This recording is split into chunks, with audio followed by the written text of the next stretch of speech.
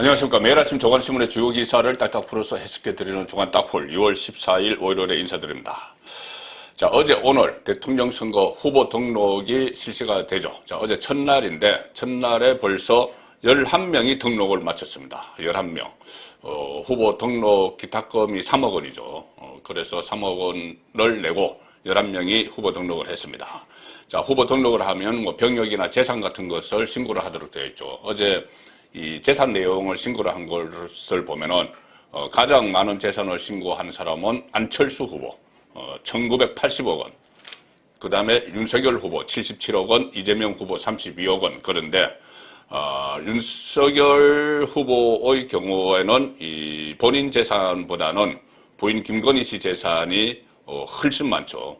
그리고 허경영 후보가 264억 원을 재산 신고를 했는데, 이것이 작년 3월 서울시장 그 보궐선거 때는 72억 6천 얼마를 재산 신고했는데 1년 만에 재산이 또 3.6배가 됐다. 그래서 좀 화제를 모으고 있습니다. 자, 이 상황에서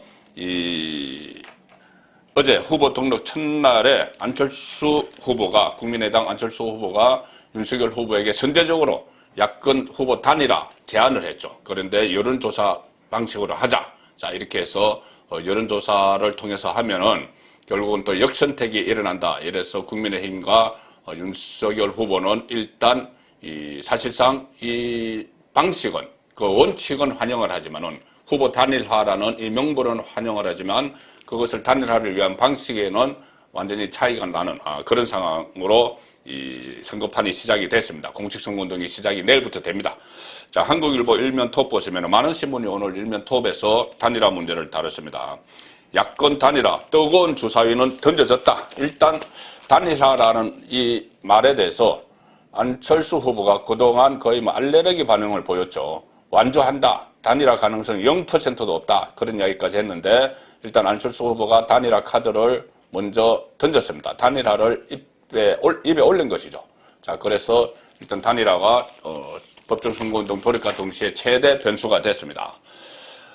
안철수 후보 등록 첫날에 단일화를 제안을 했고, 윤석열에게 여론조사 국민 경선 방식을 제의를 했습니다. 서울시장 보선 때 그 합의했던 그대로 하자. 오세훈과 안철수가 작년 4월달 서울시장 보궐선거를 앞두고 합의했던 방식, 그 방식은 여론조사, 두 개의 여론조사 기간에 그 1,600명씩 이렇게 조사를 해서 그러니까 모두 3,200명이죠. 그런데 1,600명에 대해서는 후보 적합성, 또 한쪽 1,600명에 대해서는 경쟁력, 이것을 섞어서 조사를 해서 그때 오세훈 후보가 이겨서 서울시장이 됐죠. 자, 그 방식이 있으니 다시 합의하고 할 것 없이 국민의당과 국민의힘이 합의할 것 없이 그 방식을 그대로 하자. 자, 이렇게 제안을 한 겁니다. 그리고 여기에 대해서 이 국민의힘이 좀 곤란하다는 반응을 보이니 안철수 후보는 어제 다른 시나리오는 전혀 없다. 이것 아니면 없다. 이렇게 배소의 진을 쳤습니다. 자, 그리고 투표 용지 인쇄 전까지 기싸움이 벌어질 것으로 전망된다. 자, 그런 전망을 하고 있고, 동아일보 일면톱 보시면은 안철수 여론조사로 단일화하자. 윤석열은 긍정적이지만 좀 아쉬움이 있다. 이것은 지금 윤석열 후보가 직접적으로 이야기를 하지 않았지만 뭔가 아쉬운 건가는. 근데 국민의힘 쪽에서 이야기를 했죠. 야권 분열 핵책에 말려들 우려가 있다. 야권 분열 핵책. 역선택을 이야기하는 겁니다. 진보층 유권자들의 역선택을 해서 이 본선에서 좀 만만하다고 생각하는 안철수 쪽을 집중적으로 선택을 하면 여론조사에서 단일화 여론조사에서 그렇게 되면은 안철수 후보가 그냥 야권의 대선 후보가 되고, 근데 실제 투표에서는 그만큼 표를 못 받는 것 아니냐, 그 역선택, 그 이야기를 하는 겁니다. 2021년 서울시장 보궐선거 때 단일화 방식으로 하자고 했고, 그 방식은 제가 설명드린 대로 3,200명 대상인데, 그때 조사 문구가 이런 거였습니다. 경쟁력을 묻는 거였죠. 처음에는 경쟁력을 물을 것이냐, 적합도를 물을 것이냐. 다릅니다. 적합도는 이 야권 단일 후보로 누가 좋으냐, 이렇게 묻는 겁니다. 근데 경쟁력은 가령 지금 같으면은 그 이재명 후보와 서로 경쟁을 해서 누가 이길 것 같으냐, 이렇게 묻는 겁니다. 그 조사 문구, 야권, 그때 서울시장 보궐선거 때 이렇게 물었죠. 야권 단일 후보로 국민의힘 오세훈, 국민의당 안철수 후보 중 누가 적합하다, 가로 열고 경쟁력 있다고 보느냐, 이렇게 이야기합니다. 이렇게 묻습니다. 그러니 만약에 지금 같으면은 야권 단일 후보로 국민의힘 윤석열, 국민의당 안철수 후보 중 누가 적합하다, 가로 열고 경쟁이 있다고 보느냐, 이렇게 묻는다는 것이죠. 그런데 문제는 여기서 역선택 방지 조항이 없다는 겁니다. 역선택이라는 것은 진보층 유권자가 진보층 유권자의 응답도 같이 반영을 하는 것인데, 이 경우에 방지를 하려면은 진보층 내가 진보층이라고 이야기한 유권자는 빼야죠. 그런데 그런 그 방지 조항이 없이 서울시장 선거 때 그렇게 했기 때문에 이번에도 그렇게 하자는 이야기입니다. 자, 그런데 이 야권 후보 단일화 관련 여론조사를 보면은 상당히 여러 조사에서 단일화 그 적합도 조사죠. 적합도 조사에서 이 안철수가 오히려 좀 오차 범위 안에서 앞서는 걸로 나오는 여론조사가 많습니다. 그런데 이 응답자 중에서 정권 교체 지지자로 이렇게 응답자로 한정을 하면은, 그러니까는 야권 후보를 지지하는 쪽이죠. 이쪽으로 한정을 하면은 윤석열 후보가 월등히 높습니다. 가령 예를 들어서 하나만 소개를 드리면 한국갤럽이 머니투데이하고 지난 목요일 날 발표한 거죠. 전체 응답자 선호도에서는 윤석열 대 안철수가 42.6 대 50.6, 안철수가 훨씬 높죠. 그런데 이것을 정권 교체를 희망하는 지지자, 야권 지지층으로 한정을 해서 다시 계산을 해보면은 윤석열이 67.8, 안철수는 28.3에 머무는, 자, 이런 결과가 나옵니다. 그래서 이것을 가지고 윤석열 후보 쪽에서는 역선택이 있다. 역선택. 그러니까 진보층, 민주당 지지자, 정의당 지지자, 이런 사람들이 오히려 지금 안철수를 지지한다고 위장으로 이야기한다. 이렇게 국민의힘 쪽에서는 주장을 하는 것이죠. 그때 국민의힘 후보 경선 때 뭐 많이 듣던 이야기입니다. 홍준표의 역선택. 홍준표가 일반 시민 여론조사, 일반 국민 여론조사에서 상당히 앞섰는데 그것이 역선택 때문이었다. 그런 논란이 있었죠. 자, 윤석열은 이제 어떻게 할 것이냐. 일단은 이 윤석열은 그런 이야기를 했죠. 뭐 후보 단일화, 이것은 서로 진정성만 있으면은 10분 동안 커피 타임만 가져도 끝낼 수 있는 문제다. 이렇게 이야기했습니다. 단판을 하자는 이야기죠. 자, 그래서 단판을 고집하는 윤석열, 경향신문 기사입니다. 지지율 앞세워서 안철수 항복 압박할 것. 자, 한겨레가 이렇게 제목을 뽑은 것은 의도가 있죠.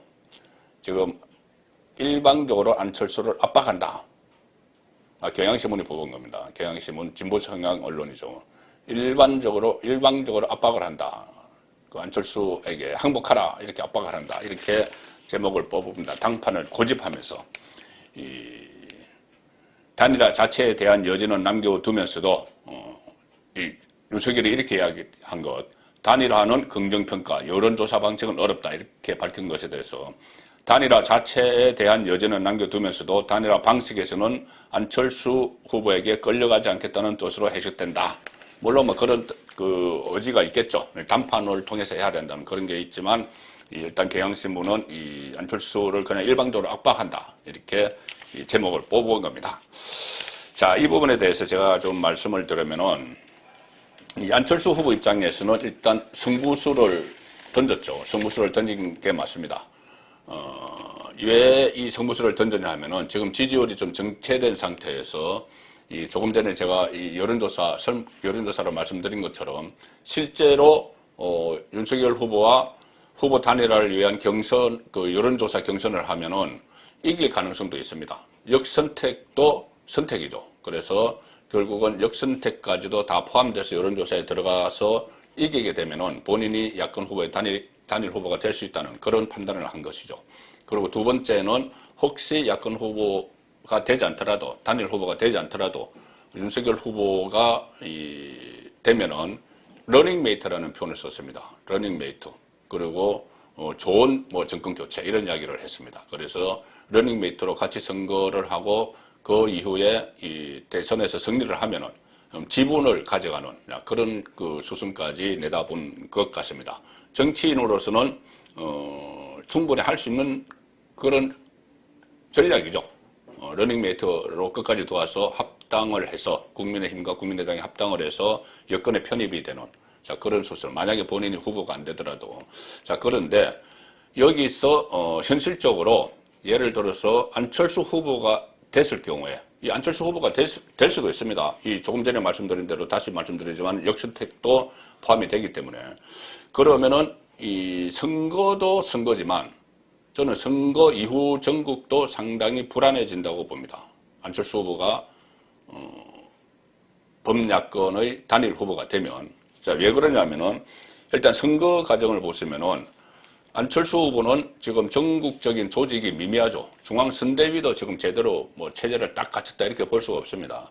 전국적인 조직이 미미하고 국회의원도 비례대표 3석만 가지고 있습니다. 그런데 국민의힘은 105명의 현역 국회의원이 있고 전국 253개 선거구, 국회의원 선거구마다 다 조직이 있습니다. 그리고 좀 중앙선대위도 딱 모습을 갖추고 있죠. 자, 그런데 이 상황에서 안철수가 야권 단일 후보가 되면은 과연 국민의힘 이 조직이나 체제, 이 선대위 이것을 고스란히 옮겨갈 것이냐? 그럴 가능성은 거의 낮죠. 다시 조직을 하고 해야 됩니다. 이 짧은 기간에 지금 본격적으로 선거운동 돌입하고 거리 유세하고 다 해야 되는데 선거 조직 다시 해야 됩니다. 거기다가 가령 이준석 대표 같은 국민의힘 이준석 대표 같은 안철수가 숙적인 이런 사람들이 국민의힘에 또 몇 사람들이 있습니다. 그 사람들은 완전히 등을 돌리겠죠. 자, 그러면은 상황이 상당히 어려워진다. 대선 상황이 어려워진다. 그런 예측을 할 수가 있는 것이고, 자, 그런 과정을 거쳐서 가령 안철수 후보가 대통령이 된다. 대선에서 승리를 한다. 해도 상당히 불안해집니다.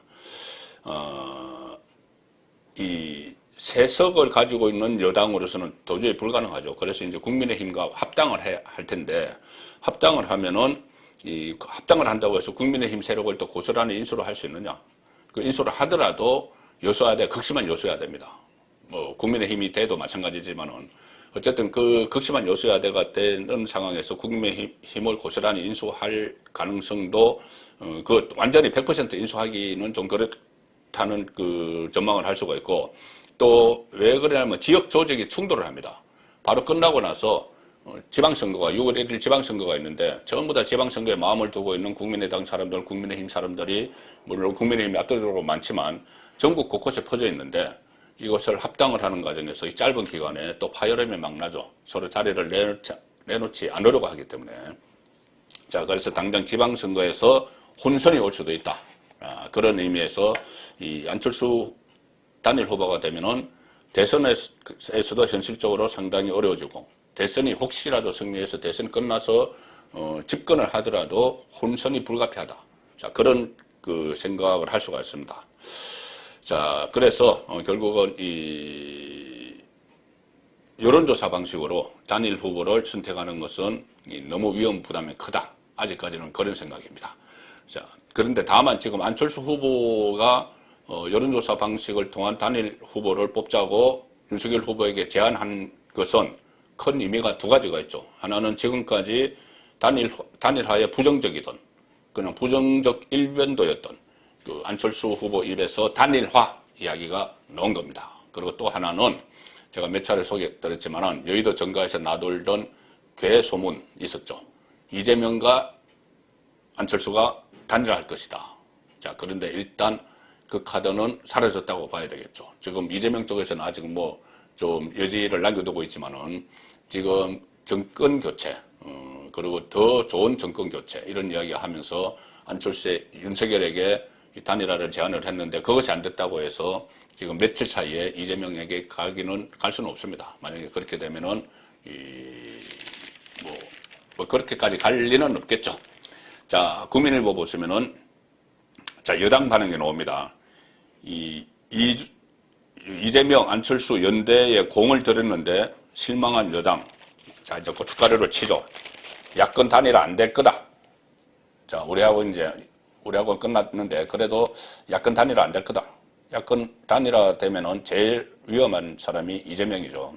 그래서 이재명 캠프에서 우리하고는 안 됐지만은 윤석열하고도 안 될 거야.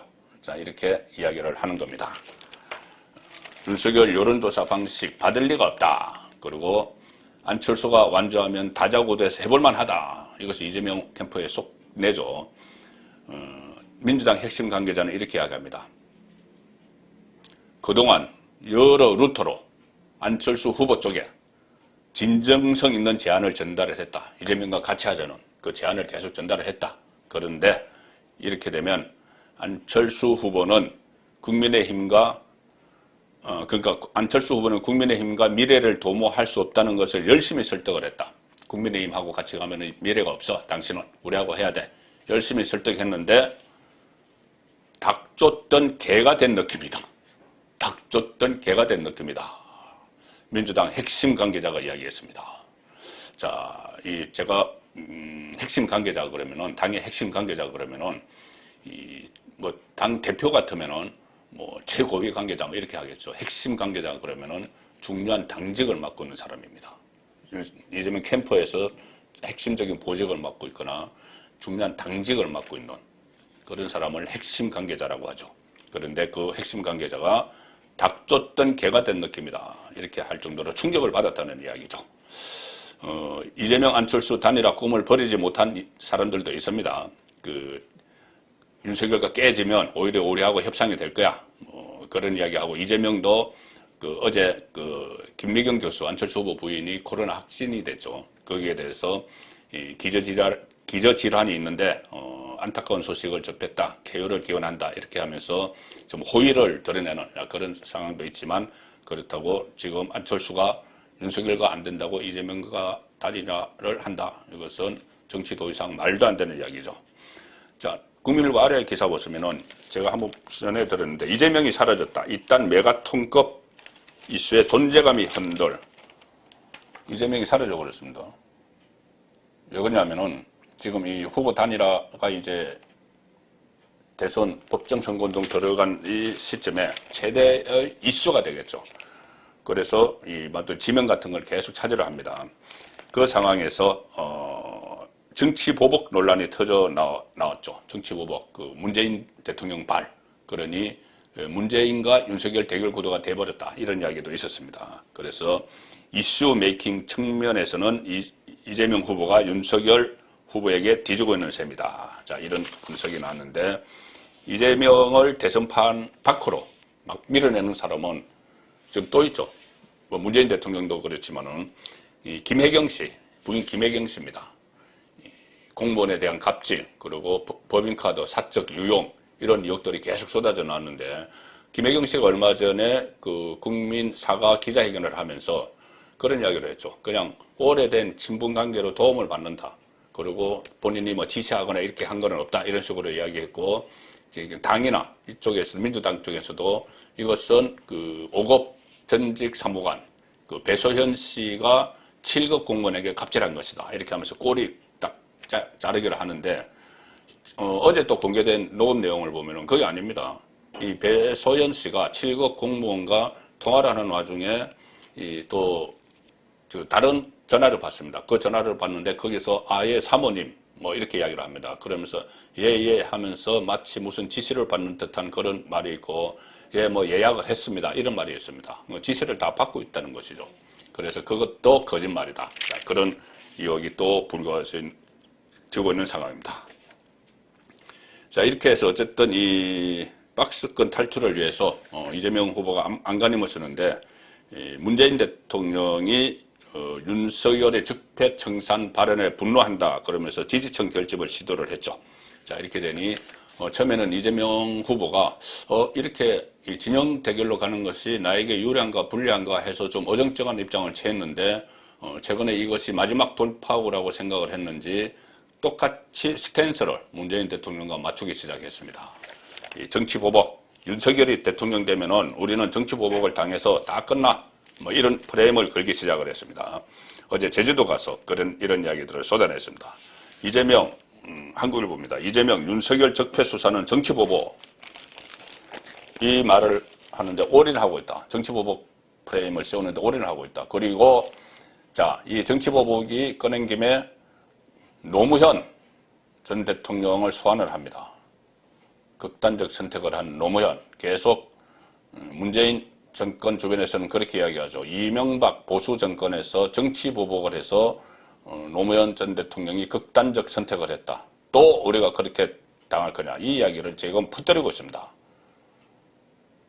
자, 뇌물수수 혐의로 수사를 받다가 극단적 선택을 했죠. 이 윤석열 후보에게 연일 정치보복 프레임을 씌우는 그 배경에는 노무현 전 대통령에 대한 기억을 소환해서 여권 결집과 중도층 흡수를 노리겠다는 판단이 깔려있다. 자, 제주도에서 어제 이렇게 이야기했습니다.